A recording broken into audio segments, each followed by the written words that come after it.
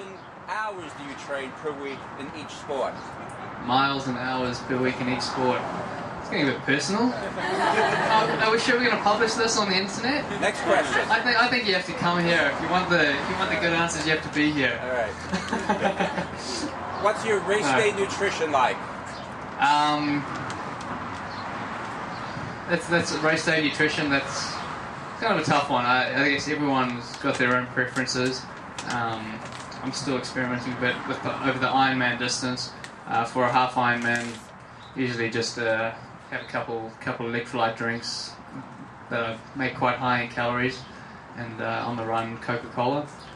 And then for Ironman, you try probably I usually try and get used to whatever the product they're giving away on the course. So whether it be Gatorade or Powerade or something like that. So train on that kind of product and whatever bars like Power Bar or whatever they're giving away, just so your body can get used to it in case something happens and you lose your nutrition heading out of transition or halfway along the bike and you're having to rely on the aid stations. But I'm not really wanting to talk about nutrition because in Kona I put on 2 pounds. What do you eat the day before and the morning of a race? So the days leading into a race is usually pretty similar. It's kind of Groundhog Day.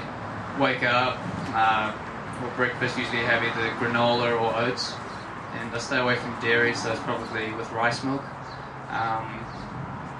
Lunch is usually like a sandwich, bread and I don't know, some kind of sandwich, or if you're in the middle of nowhere and you can't trust anything, go to Subway and get the plainest thing you can eat. And then dinner, if you can do like a plain pasta with chicken, it's just plain. You don't have to worry about your stomach getting upset. And yeah, I mean, before a race, I usually wake up 3 hours before and eat pretty soon after you wake up and start moving around a bit just so your food can digest and you can have a bowel movement before you have to go down in transition. That sounds gross. And any insight on the bike and run speed workouts you do for 70.3? So at the moment we're experimenting, my coach and I, John Ackland, he's back home in New Zealand, we're experimenting with some different kind of training, more high-end speed work. So the last couple of months we've been focusing on 2 key workouts a week. One is, turn those cars down. One workout is a real high-end speed workout, so we do usually 8 by 90 seconds this is on the bike, 8 by 90 seconds as hard as you can go with 3 minutes recovery, and then later on in the day head up to the track and do 8 by 400s as hard as you can go and on about a minute and a half recovery. And then the other workout, which is I find this is probably more the key workouts going fast, is a bike time trial, so anywhere between 40 and 70, 90 minutes at your race pace, half Ironman race pace, and then off the bike you usually run about 4 miles tempo, and then do some 1k repeats. Try to get at least 6 of them done. Yeah, you struggle to walk home after that one. What is your strongest of the 3 disciplines, and what made it that way? The 4th discipline, transition. Well, I come from an ITU background, so the shorter Olympic distance racing where you're drafting on the bike. So transitions were really important, and now coming into the Ironman, I get through transition pretty quick. Very seldomly forget anything behind. It does happen though. But swimming, biking, running, probably not swimming. I can't keep up with Andy Potts. Biking and running on a good day, I think I can be competitive. Not with Bjorn Anderson, but yeah, most of the top guys that I can keep up with. How many bikes do you have? Thanks to my bike sponsor Felt,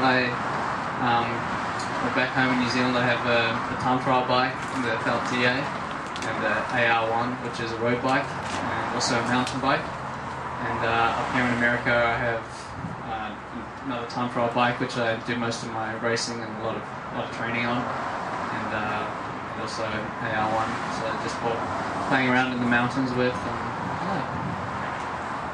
hanging out for the new one. That they've got a new Felt DA. I don't know if you guys have seen it. The Garmin Slipstream team's been riding it. It's pretty cool. Yeah. What happened to last year's bikes from Specialized? Who? Okay. Macca sold them. They're around, I think. To improve your speed going forward, where do you think you have the greatest potential, swim, bike, or run? And how do you plan to get faster in that sport?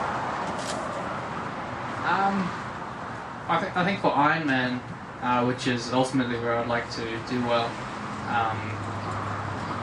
I think the biggest gains are going to come from experience and maturity. You look at most of the guys who have won world titles there the past few years, they've been in their mid-30s. They're almost, I won't say it. Yeah, I mean, there's a lot of guys who are a bit older, they've got a bit more maturity and a bit more experience. And I notice even now, year after year, my body feels stronger and I can put it through more pressures. Biking, I mean, I'd like to see myself get stronger on the bike and stronger on the run, especially the second half of both those disciplines. So a little bit of age and a little bit of smarter training and nutrition, I guess. When do you start your Kona build and how do you prepare for it? So my last race up here in America is going to be July 10th or somewhere around there in Rhode Island, 70.3. After that, we're going to head back home for about a month, and then I think it's about a 9 week build up to Kona. I'll probably do most of that in Kona itself. I quite like training there. All you do is eat, sleep, and train, and I mean, there's nothing else to do in Kona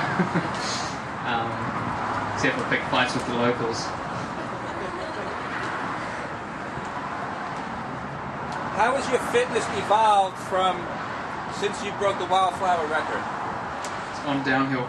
I don't know why. I had a great year at Wildflower, which is quite a renowned half Ironman on the west coast, really hilly. I broke Simon Lessing's record by about 6 minutes, and I just can't seem to find that same form. I don't know. I mean, a lot of you probably done a triathlon, and you know what.